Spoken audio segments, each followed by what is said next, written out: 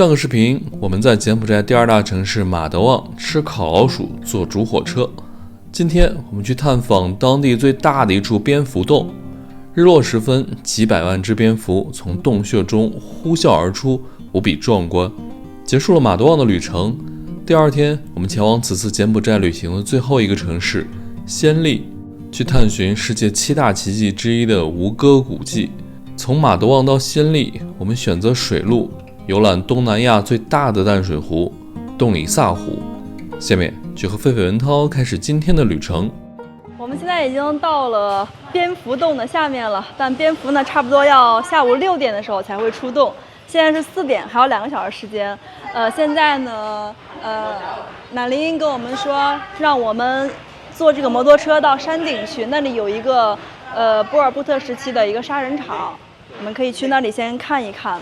因为这个车呢上不去山，太陡了，所以现在乃琳把这个车厢卸下来，他自己骑着前头的那个摩托车，然后我们俩一个人3美刀，找了一个本地的这种摩托车，我俩坐这个上去。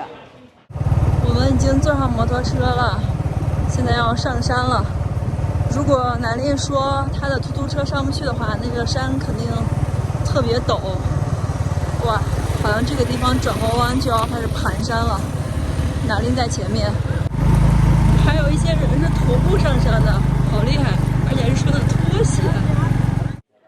刚刚呢，乃琳带我们来到了一个洞啊，这个洞叫做青蛙洞，就是以前的这个洞里面有很多的青蛙在跳，所以取这个名儿。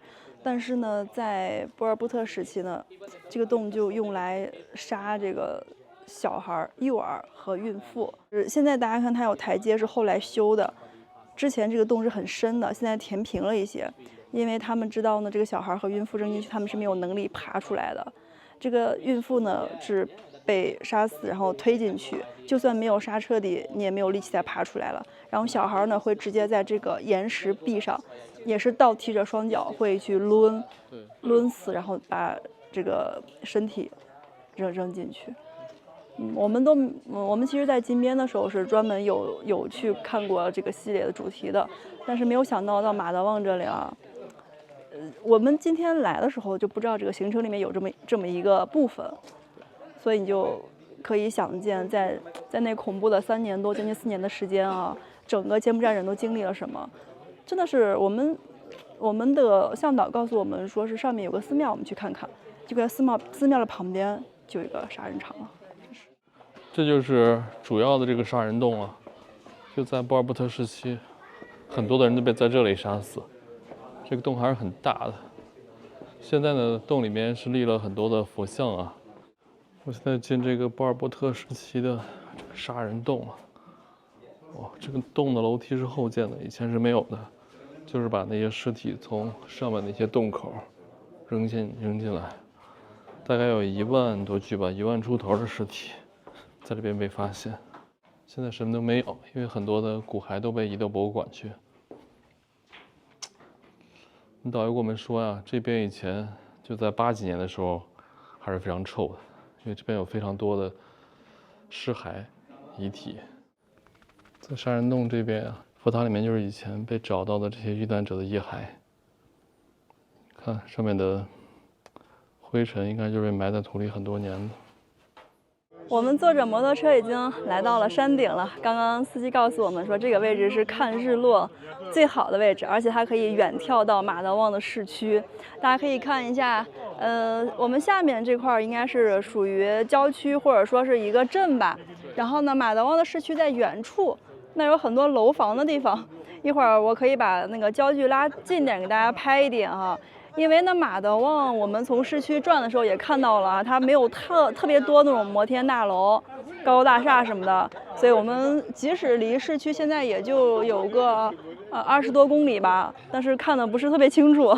从山顶往下看哈，你会感觉到马德旺这里真的是土地太肥沃了，到处都是平原，而且呢又有很多的河流贯穿其中。所以呢，马德旺啊是被称为柬埔寨粮仓，它是柬埔寨最重要的粮食产地，主要是稻米，另外也是水果产地。这里盛产芒果和榴莲，只是呢现在没有到季节。其实大家以后来柬埔寨的话，一个是贡布，一个是马德旺，这些都是榴莲之乡。听说啊，榴莲大量上市的时候特别便宜，不像我们在国内买又很贵。我们可以去那边看看，我觉得那个角度看这些平原会更壮观一些，是吧？一望无际，就感觉这里真的是粮食产区。大家其实可以看到呢，这些绿色的粮食啊，绿色的这个田地是正在生长的这个水稻，还有一些黄色的，就是已经成熟快要收割的。另外那些已经发褐色的，它是已经收过了，现在地是空的状态。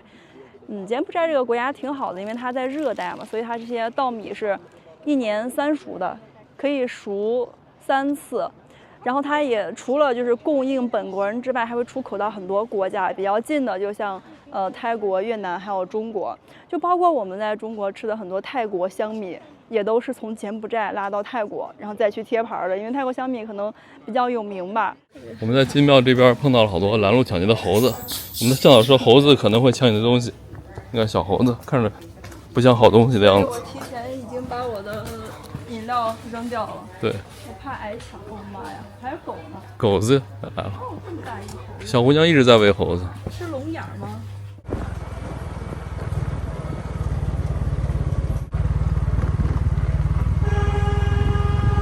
我们现在已经来到了蝙蝠洞的下面，大家看一下那个位置，就是蝙蝠洞了。它洞口倒不是特别大，但是里面呢生活着数百万只蝙蝠。等一下呢就要落日了，现在是5点52分，应该也就在10分钟吧。6点过后啊，这些蝙蝠就从里面开始往出飞，因为太多了，几百万只，所以它们从里面彻底飞出就结束需要半个小时以上，还有人说需要1个小时。我们司机跟我们说大概半个小时就飞完了。我们俩现在坐在这个看蝙蝠的，这算是观众席吧？大家看一下后面多少人，老多人了，我跟大家看一下，哇，就这么多的人，老壮观了。靠后面的那些椅子呢，据说是免费的，然后前排这些位置就随便买点什么东西就可以。我们买了2杯饮料，一个椰子，椰子也是1美刀，这个也是1美刀，我觉得还挺划算的。这么大一个椰子啊，7块钱。我们在这儿等一会儿吧，大概在10分钟就可以看到壮观的蝙蝠洞。其实来马德旺旅游，大家主要就是奔着主火车和蝙蝠洞这2个是主打。像我们今天去的那些什么乡村游呀，包括那个比吴哥窟还要早的那个古迹，其实都是附带项目，因为它离暹粒太近了。大家看完吴哥窟之后呢，对这些庙宇就不是特别感兴趣了。这边正在修一些佛像啊，一个坐佛，一个卧佛。哇，那有好多猴子，对，在佛像的脚下。他们感觉从山那边翻过来，找游客要吃的来了。原来以为看蝙蝠啊就是一个很野的项目，现在发现呢，看蝙蝠是一个非常成熟的旅游项目。对，带大家看一看这边有什么好吃的。反正这个区域整体来说不大，我们坐在那儿大家也看不清楚，我站出来给大家看一看，就这么大的面积，不大的，基本都是西方的游客，还有偶尔有些韩国的团，我没有见中国人，还有一些本地人。看他们这儿有什么好吃的。哦，这是个饼啊，他是在烙饼啊。This how much? 10,000. 3,000. OK。然后我看这个还有什么？它还有田螺啊，哇，田螺烤肉肠。这个大田螺还有大蜗牛，我就不吃了，不敢吃。还有这种血肠，我俩也吃不太惯。我们在这边等蝙蝠，然后狒狒又去我们的突突车里面拿了个好吃的过来。我们今天中午买了4个一共，对，现场吃了1个，还有仨，最后1个了，这是。对。司机吃了1个，关涛吃了1个，最后1个了。哇！哎呀妈呀，这不好不好掰呢，别扎你手了。你看这竹子上全是这种细的。对。这挺好吃的，这个。挺好吃的。司机跟我们说啊，这个不用放冰箱，可以放到明天，但是我对此持怀疑态度。吃着这个竹子蛋糕，然后再喝着椰子，都是原生态的，看着蝙蝠，迎接着蝙蝠史的洗礼。给你的。哦，谢谢。瓜分一下。谢谢费总啊，感觉这些大姐们老高兴了，柬埔寨大姐们。哦，这大人社牛啊！对，在这会见大家呢。还有每个人握手呢。对。现在已经开始有蝙蝠飞出来了，但它们不是一大批同时的，分批的，感觉里面是有有组织、有计划的。对，感觉是比较笨的蝙蝠先飞出来了，笨蝠先飞。比较笨的，看全部在那个从佛胸前那个位置。哦哇！它们有固定的路线，你看到没？是的。然后全部飞到你后面那个建筑的后边去了。对。我们导游跟我们说，这种蝙蝠啊都是小蝙蝠，是吃虫子的。然后像我们今天见那种大蝙蝠吃水果的，这样不一样。吃得好哈。现在是6点10分，我们看一下什么时候能飞完。如果说是几百万只都是以这样子的速度和规模一点点出来的话，我估计要好久。马上天就黑了啊！这个蝙蝠它们是有自己的固定的生物钟，每天到了日落之后，它们就出来了，没有什么外界的力量去召唤它们，到点了全都出来了。因为到点要吃饭啊，它晚上出来抓虫子吃。我看了，好像一直都是这个速度啊，不知道后面会不会有变化。哇，这挺多的呀！你看这一次几百只的，1秒几百只往外出。是啊，这不带停的。现在已经都6点40了，这些蝙蝠已经飞了半个小时了，还在源源不断的往出飞，很多游客都回去了。现在呢，这个突突车啊，还有那种小轻卡，都过来接游客了。对，一票一票。你看我们后面都已经空了，然后那个老板在开始收椅子了。我们的突突车司机也来了，我们也准备回吧。刚刚我问了一下司机啊，司机再三给我确认，他这个全部飞完需要1个小时。哇，这是韩国旅行团啊，他们做这种皮卡，厉害了。其实这个大家都是看个2、3分钟，就撤了。好多人都是趁着天亮稍微看2眼就走了。现在天黑了，看不清了。Let's go。哇，这车也太多了，这会儿返程高峰啊！我刚看了一下地图，我们这个位置距离酒店还有15公里，对，还是挺远的。大家以后来，我觉得包这辆突突车非常划算，因为它是按车收的。我们这个车如果坐3个人的话，也是30美刀。对，而且路上司机可以给你讲很多知识，比你自己来玩方便。这种就很随意，它不像跟团这种就是。你想在哪儿停就在哪儿停。对，走吧，回去啦。我们的司机也着急回家呢，现在开启了狂飙模式。我觉得白天的马德旺市区应该都是空的，所有游客都出去玩去了，到晚上才热闹一点。哇，我们又开始吃土模式了。刚刚说话吃了一嘴土。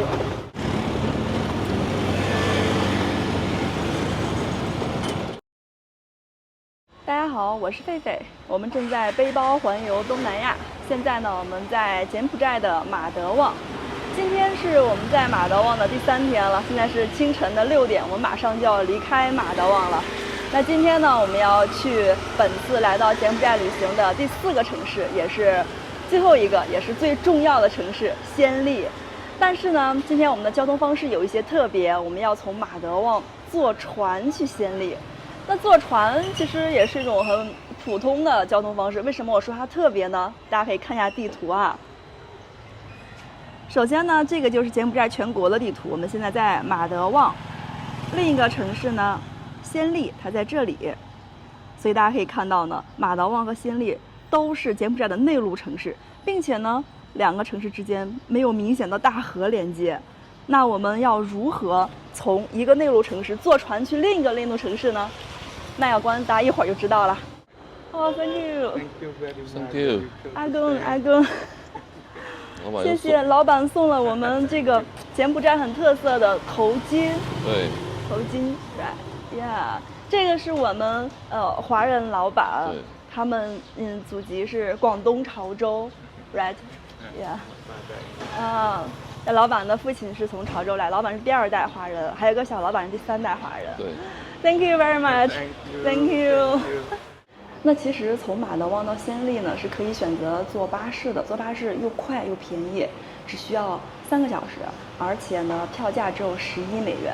但是如果坐船的话，从马德旺到暹粒需要7个小时，票价也很贵。我们俩的船票每个人是30美元，但是呢，很多游客，包括我旁边的欧美游客，大家都是选择走水路，因为很多人来到柬埔寨旅行，就是为了体验乘船游一次洞里萨湖。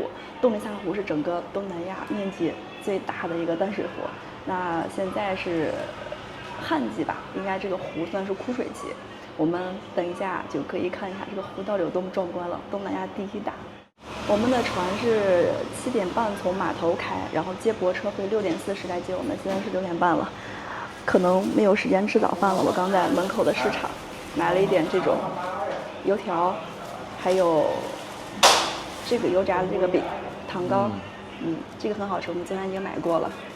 这个是我们今天路上的，算是午饭了吧？对，它那个船是一直在水上开，而且不是那种豪华的游轮，就是普通的当地人用的那种小渔船，所以可能没有吃的。OK， 我们的船来了，不是我们的车来了。哦，我们车来了。这么想着坐船。虽然柬埔寨这边的交通方式可能稍微显得简陋一些，但是这边的安全意识还是很高的。我们这个司机大哥又把头盔戴上了。这是今天换了另外一位司机大哥，昨天陪我们的阿林在这儿，哪令？拜拜。拜拜。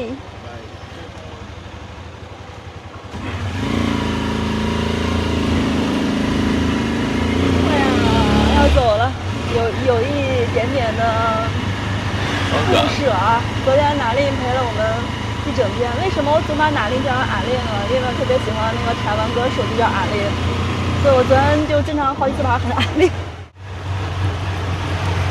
柬埔寨的学生也起得挺早，现在才6点多，当地人基本都已经起来了，擦车的擦车，摆摊的摆摊，扫地的扫地，迎接新的一天。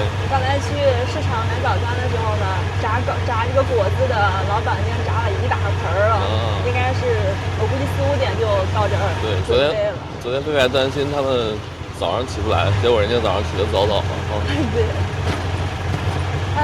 虽然我们在马德旺只待了2天哈，对，但特别喜欢这个地方，想玩的都玩到了，想看的都看到了，都体验过了。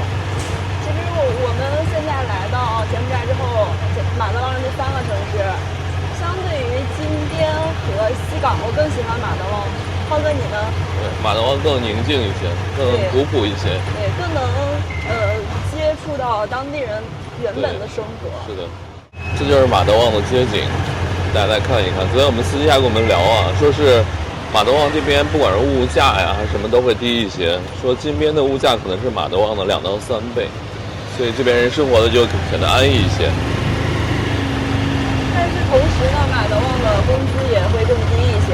对，虽然我们的司机哪令，因为叫上阿令了，哪令跟我们说这里有的那种服务员可能最基础的做起的，有的工资才50到100美元月薪啊，所以还是挺低的。而且呢，马德旺这里女孩结婚也是收一点点彩礼的，大概是他说需要4000到5000美元。有一些会要，有一些就是条件好的反而还要的高一些，可能会到人民币10万这样子。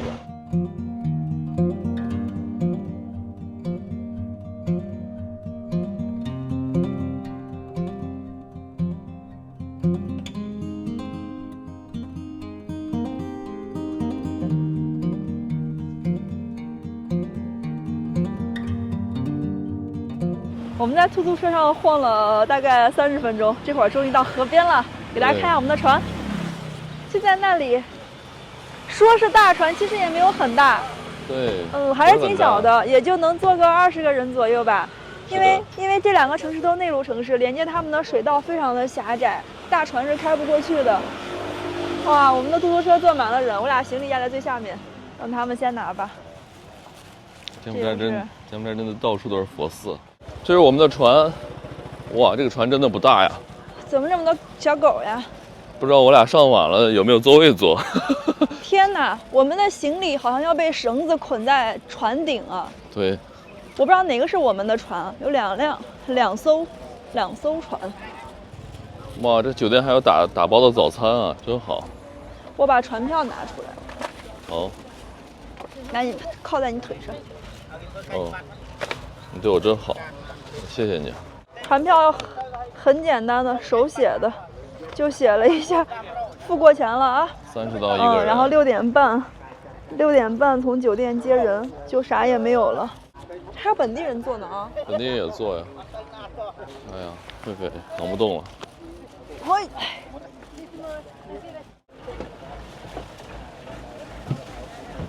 你坐。哦。你坐那儿吧。我只能坐这儿了吗？坐这儿吧。我坐这儿吧。咱俩都可以坐这儿。啊，都可以坐这儿。Thank you。这是我们的船了。真的不大呀。小船。我们已经上船了，我们现在换了个座位，坐到中间，狒狒的对面来了。然后我们整个船上就我们2个，好像是亚洲的，好像东亚的，现在全是欧美那边的。狒狒右边坐了一堆法国的，然后我左边2个意大利的。哇，老热闹了。我们还有几个救生衣在那边，一会儿如果船沉的话，大家可以救一下，可以抢救一下。哦天哪！狒狒吃的老高兴了。我们已经正式的出发了，因为现在是枯水期，这个水是挺浅的。前面有一个人呢，他在那拿杆子，还可以触到这个河床，也就1米深的样子。我们的船长刚才让那边多坐了一个人，因为我们的配重有问题。那边坐了一个人到狒狒那边，把狒狒挤得没地儿坐了。现在这个船终于平衡起来了。对。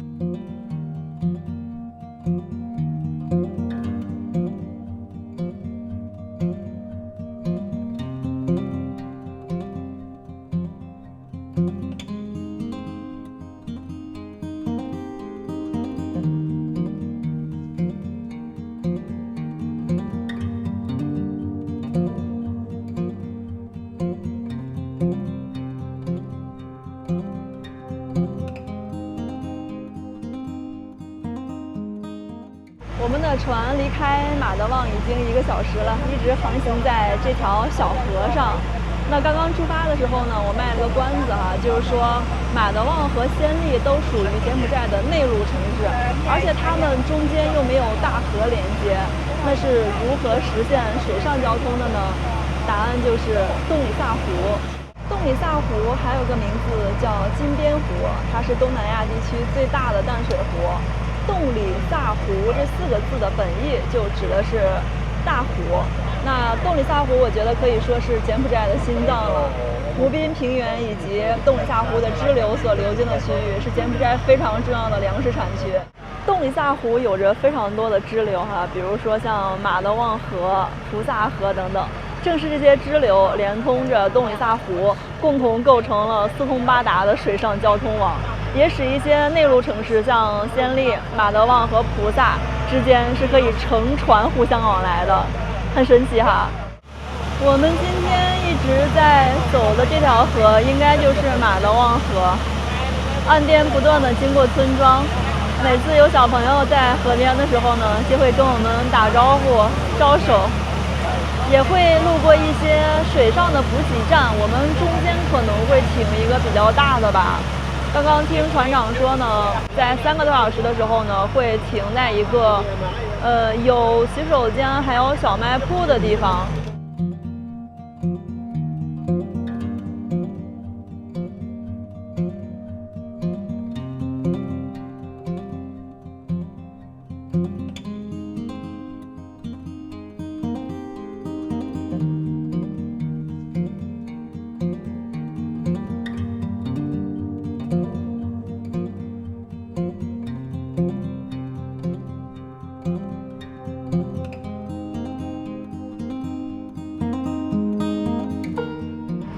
这一段边上也没有人住了，感觉还挺荒的。哎，转个弯过来，这有房子了。这些人好像在捕鱼，但是这边的村子没有连成片啊。这儿有几个房子，再往前面转过弯那边，看上去又很荒凉了。哇，收网了这是。他们应该是在河边上养的吧？鱼跳来跳去的。丰收了今天，看我们的上层还坐了好多人。我们所有人的行李都在上面，上面还有大概有7、8个乘客吧。我刚上去看了一下，我觉得不太安全，因为就是个平台，然后手旁边可以抓一下，手松开之后就很危险。这条河到了这个位置已经越来越窄了，我们的船长每次转弯的时候都开始鸣笛了。我刚看了一下地图哈，这条河呢到了这块儿弯弯绕绕的，你看一直在拐弯，能直线走个50米到100米，马上又有一个弯儿。河面既窄，弯又多，感觉还挺危险的这点儿。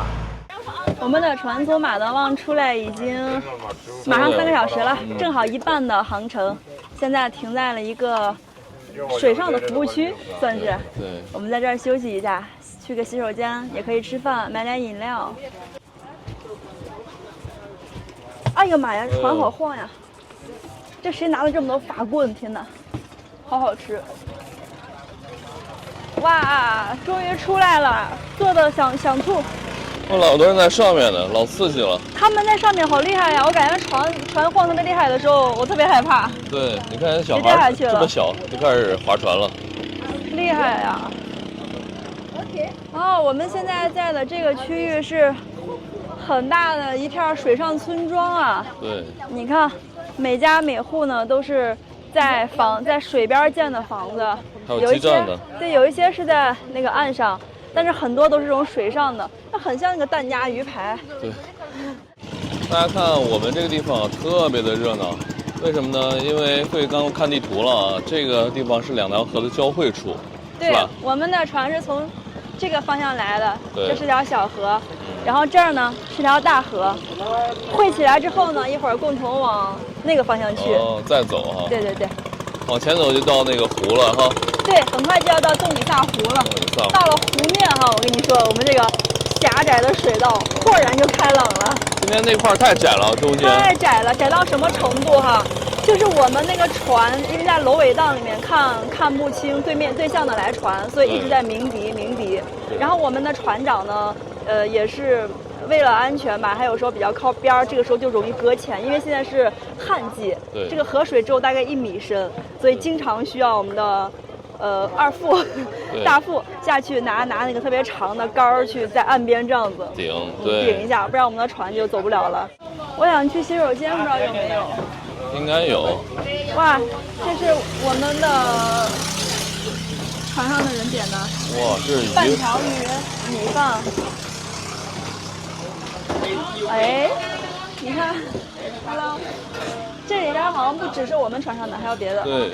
该我了，上厕所排队。我们准备上厕所，在这排队呢。它这个地方特别的小。来给大家看一下这个厕所，你可以过来看。哦。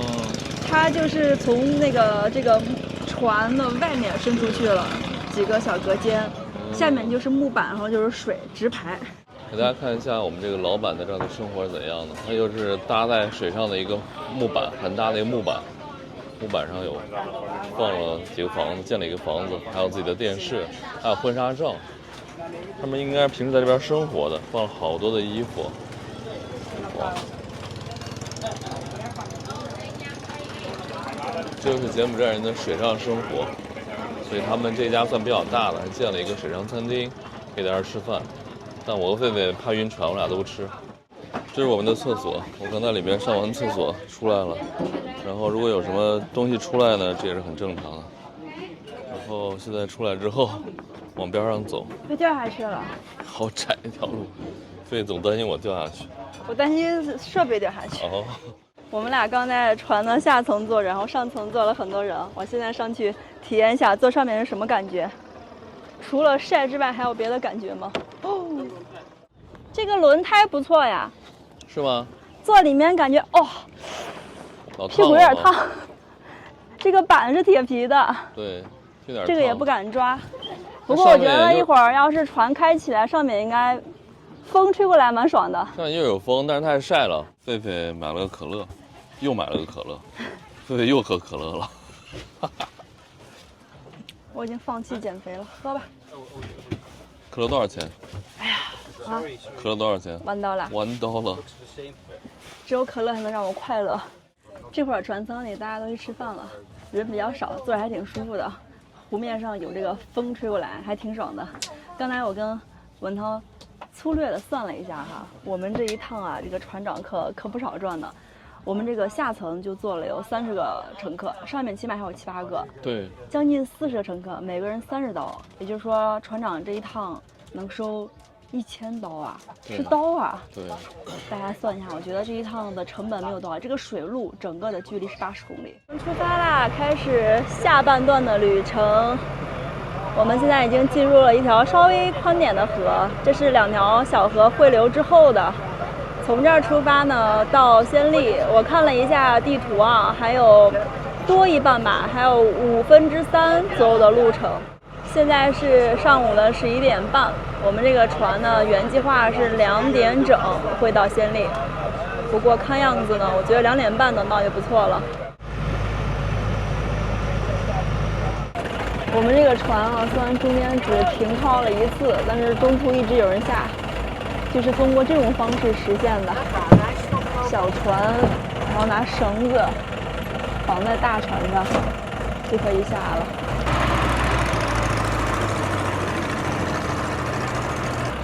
在水边生活的人，身手都好矫健呀，也不怕水啊！哇，那么大一袋的香蕉啊，还有很多生活用品。哇，大叔也上船了。我们回家了。我们的船没油了，然后我们的船长去这个海上加油站了，湖上加油站去买油去了，就直接从油桶里往外舀啊，这么原始了。坐船这一路经历好好玩呀！我们的船现在倾的好厉害啊！呀，没事的，我现在已经习惯了。就这次有点严重，你看。不要担心，会好的。拿这个漏斗，就在那儿舀醋的吗？前面的那个柬埔寨小伙还趁机下去给自己买了瓶饮料。哦，你喝吗？我也可以喝过去。不了，我看我们船老大已经把油装好了，半桶油。对。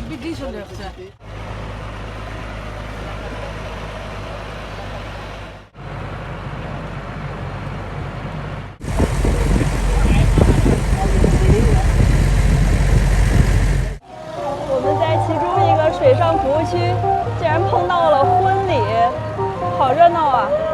当地人的婚礼，哇，这小姑娘在给我们飞吻。再过1、2公里吧，就要到这条河的终点了，也就是汇入洞里萨湖的位置了。现在的河面特别宽广，刚出来的时候呢是几十米宽的小河，后来是100多米宽的大河。到这个位置呢，已经看不出来有多少宽了。我现在没有任何的防晒措施，坐在船的第一排晒着太阳，只是风有点大，我的发际线藏不住了。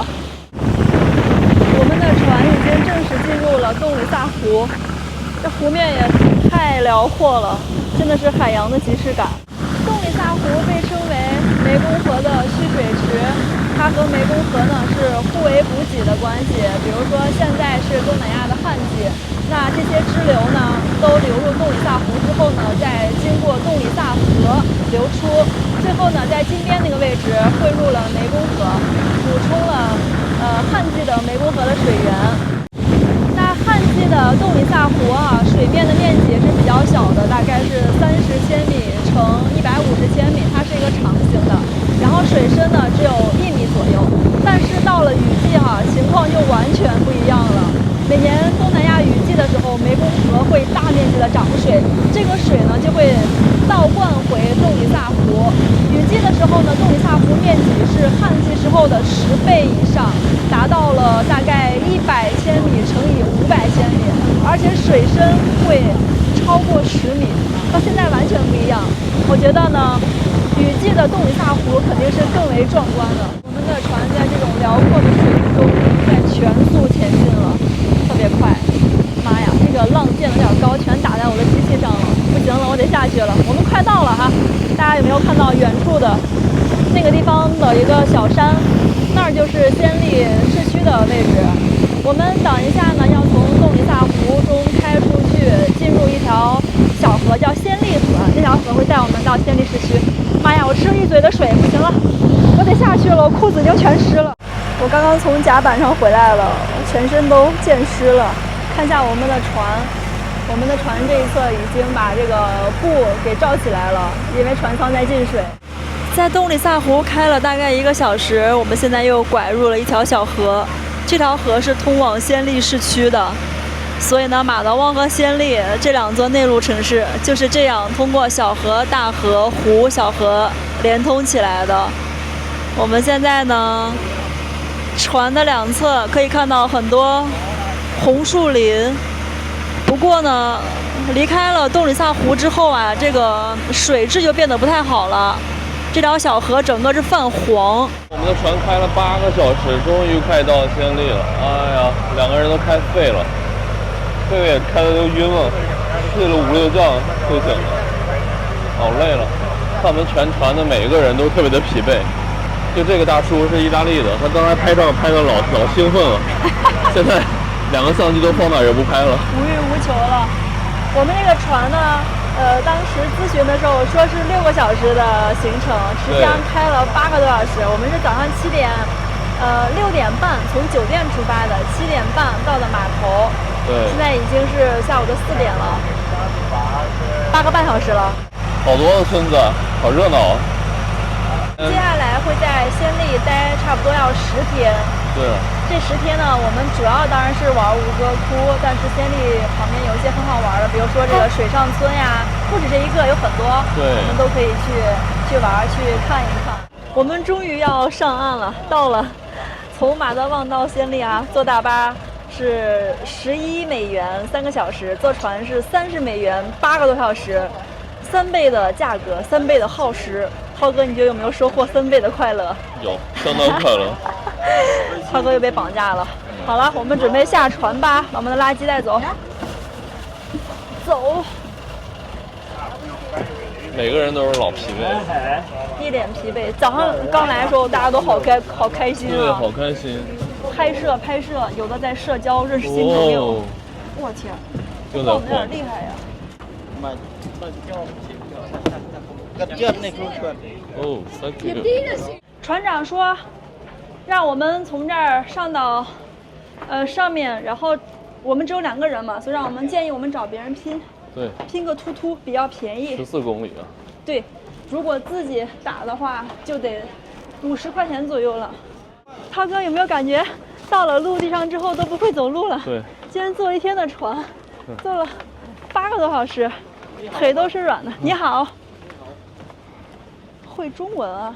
今天这一天特别在赶路啊，坐突突坐了1个多小时，半个小时1个小时，坐船坐了8个小时，接下来还有半小时突突，再坐突突。我们俩已经坐上突突了，但是坐上突突的过程比较曲折。我们从这个码头出来的时候呢，有一个人在那儿卖票，然后我们以为是统一价，就问了一下，他说2个人到市区需要10刀。对，我觉得好贵啊，因为虽然说是有12公里比较远，但毕竟是突突啊。对，而且是跟别人一起拼的，我觉得也太贵了。是的。所以我们俩就没坐，我们俩拿那个Pass App 还有 Grab 在叫。对。我们看了一下，这2个软件打车才不到4刀，就14000多瑞尔，不到4刀。所以我觉得他报那个价太贵了，然后我们俩就没有管他，我们俩继续叫。然后真的有人接单了，正在往来赶。但是呢，然后他看到我们俩在叫车，出来跟我们说：“你们把叫的车取消了吧？叫的车多少钱？你给我同样的价格就可以了 ，same price。”就瞬间2个人从10刀降到了4刀，4刀就可以走了。我的天哪！然后很多的欧美游客都是1人给了5刀，2个人10刀就都先走了。最后那个地方就剩我们俩了。对。然后我们俩现在是4刀。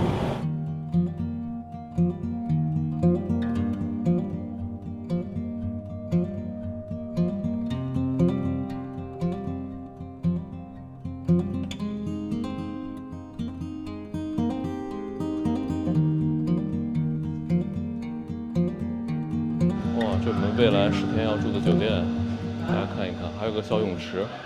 这1楼应该是吃饭的地方。吃饭的吗？对，应该是吃饭的地方，还可以。只是门口是条土路哎。对，就门口一点点，几十米吧，大概。哦。不是很远。房间看着，酒店看着还不错，是有泳池是吗？我就去拍了那天好多人穿泳装。哇塞，还挺大的。对，不错不错，一会儿看看房间咋样。对，这是我们的酒店。暹粒这边都是这种酒店，他们自己的地上盖的，在自己家的地上盖的酒店。我们已经办好入住了，给大家看一下我们的房间啊。这外面这个走廊是朝着一个小院子的，挺安静的，而且还有很多绿植。进来看看吧。这个房间挺大的，我们订的时候说是有35平，看着差不多哈。对。然后这里是一个衣柜，这里有一个保险柜，这里面还有一个小冰箱。再往里面来，这有一个书桌，外面的阳台可以出去，然后这个窗帘拉开，算了，下面好多泳装美女就不拍了。我们是正对着泳池的。然后我们俩其实订了一个标间，就是2张1.2米的床，但是呢，刚才那个小哥啊，前台小哥知道我们要住10天，所以他给我们升级成这种家庭房了。一张1.2米的小床，再加一个1.8米的大床。对，它这个你们住的能舒服一点，但其实我们2张标间那个床也够哈。对。然后给大家说一下价格哈，我们订了10天的房间，一共是2100人民币。每天是带着一个早餐的，但早餐怎么样还不知道，明天我们去看看。那今天的视频就先这样吧。今天就是漫长的一天啊，我们从马德旺过来，走了80公里的水路，用了9个小时。太夸张了，太累了。我们俩早上，我是5点起床，我们当时5点半起床的，然后我们6点半从酒店就坐突突车去码头了，到现在折腾到现在了。现在几点了？我看看，我的妈呀，已经5点半了，下午5点半了，一个对时了，距离我起床。那我们就休息吧，我们下个视频再见。